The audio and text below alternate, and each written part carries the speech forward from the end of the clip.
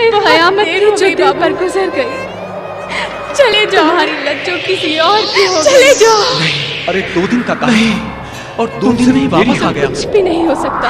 2 दिनों ने हमारे तुमने मुझे बुलवाया क्यों नहीं? बुलवाया नहीं? अरे तुमने सुना ही कब? डोली की जगह उनकी अर्थियां उठेगी और सबसे पहले अर्थी उसकी उठेगी।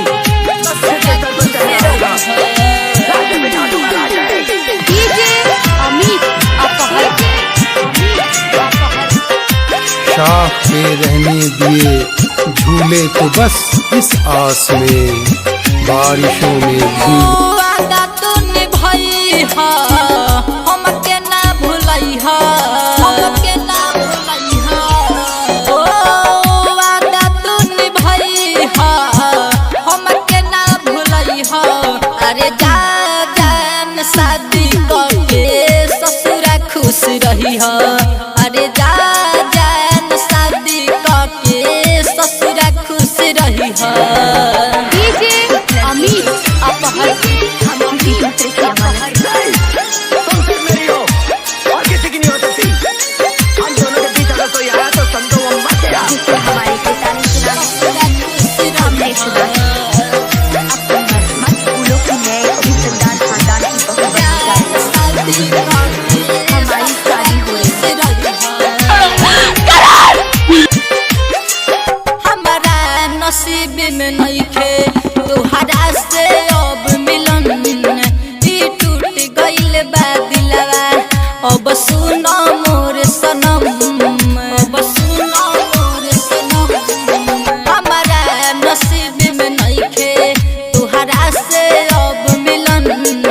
ई टूट गइल बा दिलवा अब सुनो मोर सनम। ई टूट गइल बा दिलवा अब सुनो मोर सनम। चिट्ठी तू बैठाई हा लोरावा ना गिरई हा। अरे जा जान शादी करके ससुरा खुश रही हा। अरे जा जान शादी करके ससुरा खुश रही हा। क्यों है मेरी जिंदगी में? क्यों मुझे बदला? क्यों बनाया मुझे ऐसा? क्यों दिखाई मुझे वो खुशियाँ वो प्यार ताकि आज तुम मुझसे कह सको कि वो सब झूठा? अमित अपहर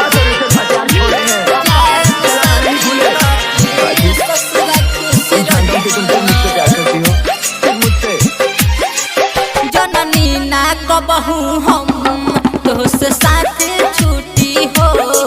राइटर राकेश बिपिन के गइल दिलवा टूटी हो, गइल दिलवा टूटी हो। जननी ना कबहू हम तोहसे साथ छुट्टी हो। मुना बेदर्द बिपिन के गइल दिलवा टूटी हो। मुना बेदर्द बिपिन के गइल दिलवा टूटी हो। सपनों में तू आई हो हमके ना भुलई हो।